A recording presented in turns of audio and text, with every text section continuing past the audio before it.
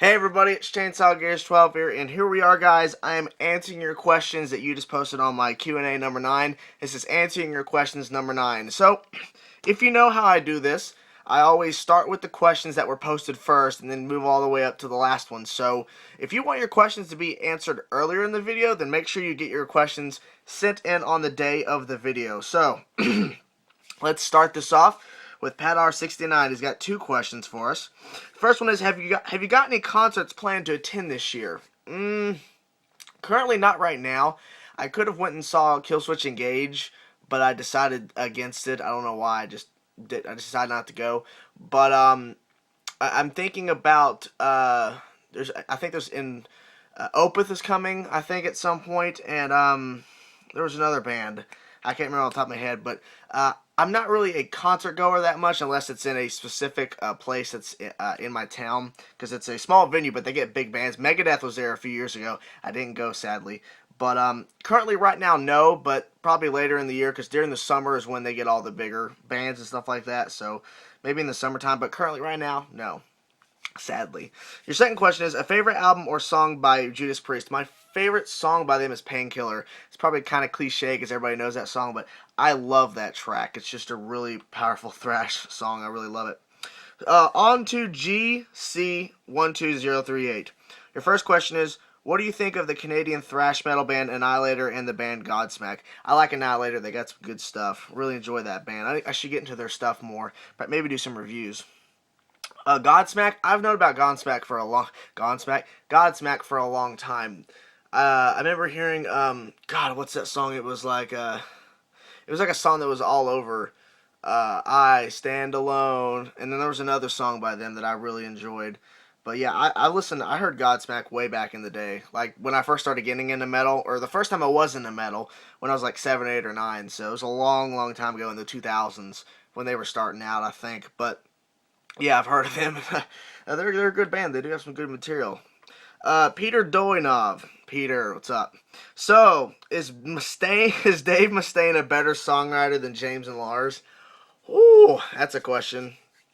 This is gonna sound really cliche, maybe kind of like pussying out of the question, but in my personal opinion, it's kind of hard to compare Dave Mustaine and then James and Lars as a group, because James and Lars writes together and Dave kind of writes by himself a lot.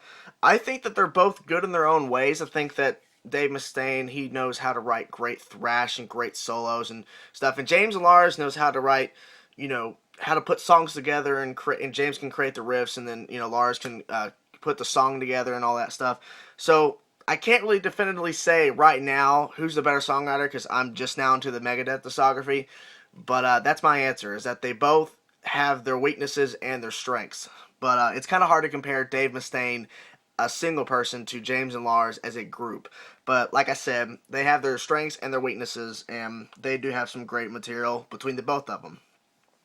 What do you think of the Big Four Live in Sofia, Bulgaria DVD? I love it. I want to buy it, but I don't have the money right now. But I love that they got together and did that for the fans, the big, people that loved hearing about the Big Four back when it was first created in the 80s.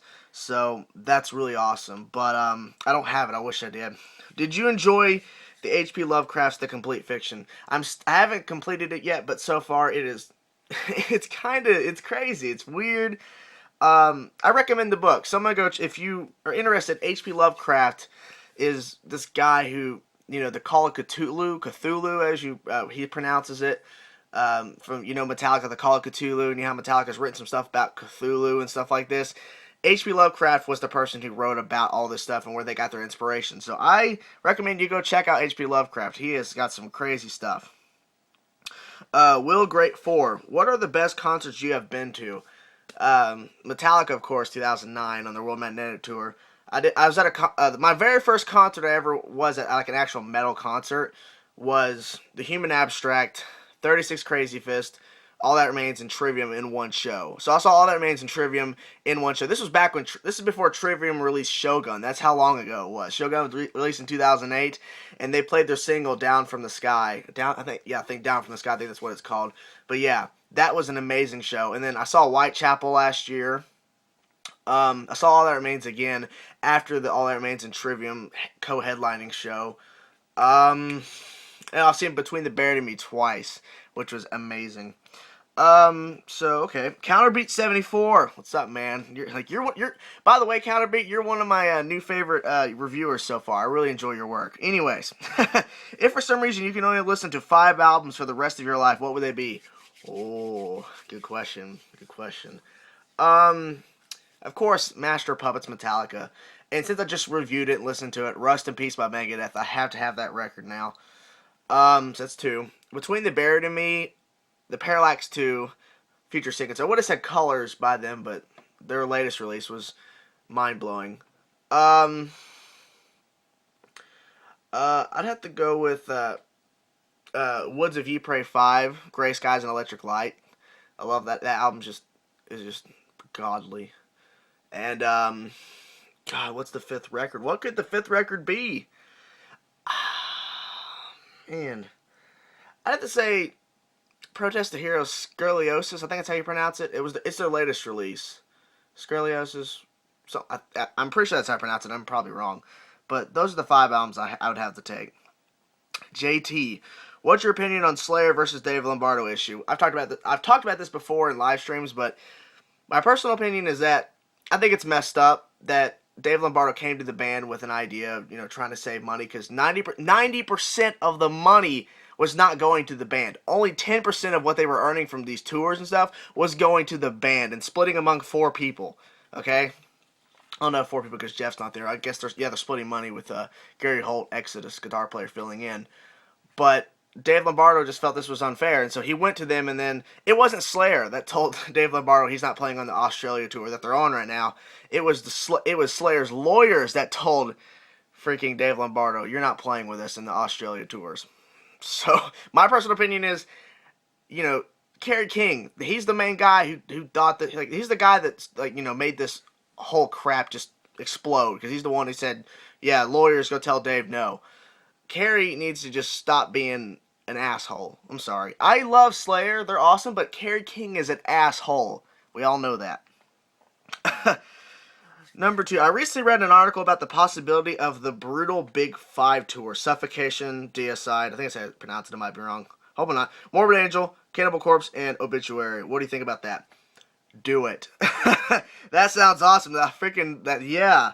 Man, I would actually love to go to that concert. Yeah, they better do it. I mean, the Big Four did it twice, not 2 shows, but they did it 2010, 2011. I mean, come on. That would be just pretty dang impressive. Mungus97, what do you think of the band Unisonic? I think that's how you pronounce the name. I've never heard of that band, so I wouldn't know. But if you're watching this, comment down below and tell me what kind of band they are. I would like to find out what they're all about, but sorry, I just haven't heard that band before. Maiden Slave. Top 10 questions you've received on your Q&A vids. Well, I don't have a top 10 because I didn't go through, because I always like to answer these questions, just right off the cuff and no researching. But I can tell you some of my favorite types of questions. I love getting questions about certain situations of metal, like the Dave Lombardo versus Slayer issue. I love getting questions that are not about metal, like about my personal life, or what's my. There was one question: what is your greatest accomplishment outside of YouTube? I love that question. There's some other questions about like the one I just had from hold on, let's go down here. From Counterbeat, asking, what 5 albums would I listen to if that was it, or something like that. I love those types of questions where it's. You had to put some thought into asking the question. It's not like you say, hey, what's your favorite, what's your favorite guitar solo on this album, something like that. I like something where you have to, make a list, or you don't have to think of something like that. But, yeah, I don't have a top 10 Q&A, but I love the variety of questions I get each time I do this. Put it that way.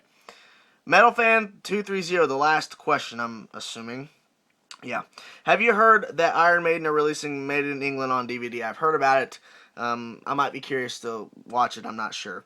What do you think of the history of Iron Maiden? I think they've had the history that a lot of bands have, where they start off with a vocalist, and then that doesn't work out, and then they get, Bruce Dickinson, and then they have the highs and lows and stuff like that, and then, they're still touring, they're having a lot of fun. I think the history of Iron Maiden is what you see from a lot of bands, but I think that they're a great band overall, in that, just because they had some low moments, because Bruce Dickinson left, they had another vocalist who was completely different, and it just changed the whole thing. But I think that they pulled it through, and I like the fact that they had a lot of changes along the way to get where they are today, which is they're considered like one of the greatest heavy metal bands of all time. But yeah, I mean, the history is what it is. They had to go through these moments to get where they are now. So, and that is the Q&A, guys. Thank you guys for watching, and make sure you guys, when I do another Q&A again, which I don't know when that's going to be, but make sure you get your questions in first so I can answer them first. So thank you guys for watching, and I'll see you guys soon with another review.